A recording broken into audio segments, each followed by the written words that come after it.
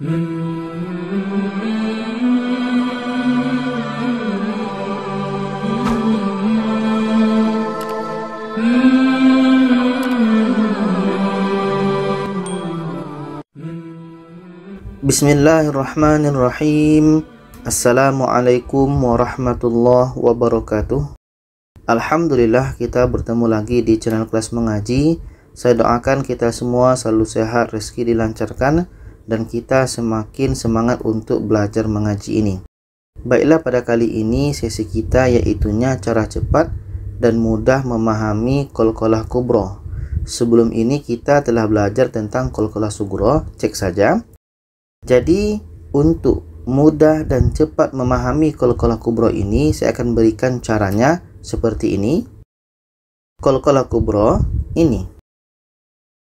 Jadi huruf qalqalah itu disukunkan. Disukunkan itu bermakna awalnya berbaris.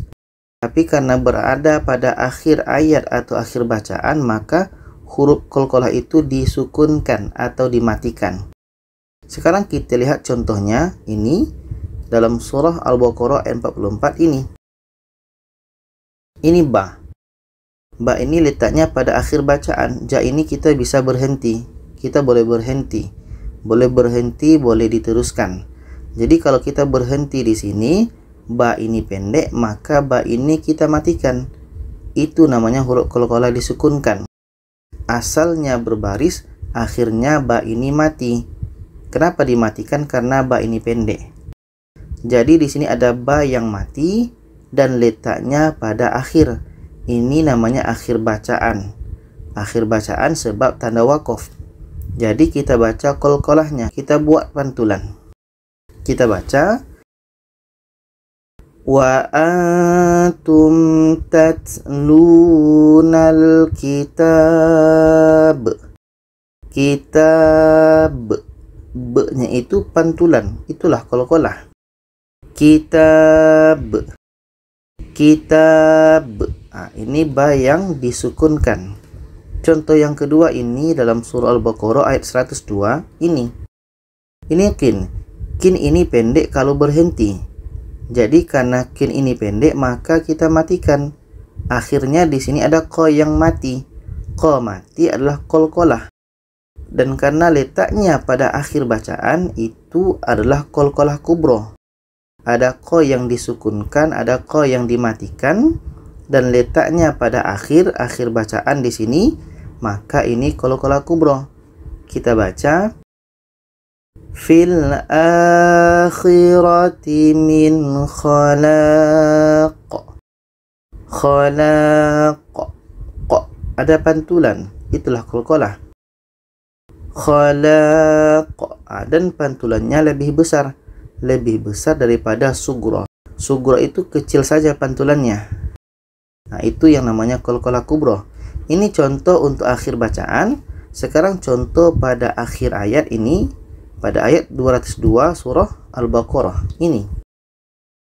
Jadi di sini ada bi. Bi ini pendek. Karena di sini berhenti, maka bi yang pendek ini kita matikan. Nah, itu namanya huruf qalqalah disukunkan.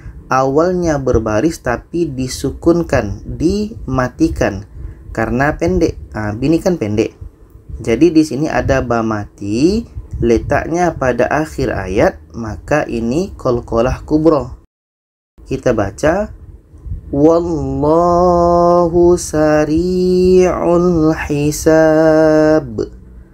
Hisab. Hisab. Ada pantulannya, ada qalqalahnya. Jadi ini ada huruf yang disukunkan pada akhir ayat. Ini akhir ayat. Contoh yang kedua ini ayat 206 surah Al-Baqarah ini. Ini du. Du ini pendek. Dan karena letaknya pada akhir ayat, du yang pendek ini kita matikan. Jadilah di sini ada da yang mati. Oke, ada da yang mati. Dan letaknya pada akhir ayat itu qalqalah kubra. Ada huruf qalqalah yang disukunkan.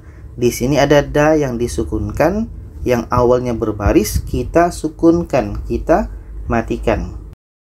Jadi di sini ada da yang mati, letaknya pada akhir ayat, maka ini qalqalah kubra. kita baca wala bi'sal mihad. Mihad. Sekarang kita akan beralih kepada Al-Quran untuk mempraktikkan langsung bacaan qalqalah ini. Dan di sini surah Al-Baqarah ayat 199 sampai 202. Dan kita akan baca hukum yang telah kita belajar tentang cara cepat memahami tajwid ini. Mulai dari semua tanda panjang alif, o mati, ya mati, alif kecil, wo kecil, ya kecil, tanda mat, lafaz jalalah, dan nanti juga qalqalah sughra dan qalqalah kubra. Sekarang kita baca hukumnya untuk ayat 199 ini. Bismillahirrahmanirrahim. Afidu, fi panjang ya mati, du panjang waw mati. Afadha, fa panjang alif, annasu, na panjang alif, wastaghfirullah, Allah lafaz jalalah, la-nya dibaca panjang. Innallah, Allah lafaz jalalah, la-nya dibaca panjang. Ghafurun, fu panjang wu mati, rahim, hi panjang ya mati. Ini ayat 199. Kita teruskan ayat 200. Faida, dha panjang alif, manasikakum, na panjang alif kecil, fadhkurullah, Allah lafaz jalalah, la-nya dibaca panjang. Abaakum, a panjang alif, ba tanda mat dan panjang alif. Dzikra, ini masuk pembahasan mat, tapi karena kita belum belajar mat, kita bilang begini saja. Tanwin atas pada akhir bacaan menjadi panjang alif. Tanwin atas pada akhir bacaan menjadi panjang alif. Faminan nasi, na panjang alif. Yaqulu, ku panjang wu mati. Rabbana, na tanda mat dan panjang alif. Atina, a panjang alif, na panjang alif. Fit dunya, ya panjang alif, wa ma lahu, ma panjang alif, hu panjang waw kecil. Akhirati, a panjang alif, khalaq, la panjang alif kecil, qamati pada akhir ayat, qalqalah kubra. Kita ulang, qamati pada akhir ayat, qalqalah kubra. Ini ayat 200. Kita teruskan ayat 201. Yaqulu, ku panjang wu mati. Rabbana, na tanda mat dan panjang alif. Atina, a panjang alif, na panjang alif. Fit dunya, ya panjang alif. Akhirati, a panjang alif. Waqina, na panjang alif. Azaba, za panjang alif.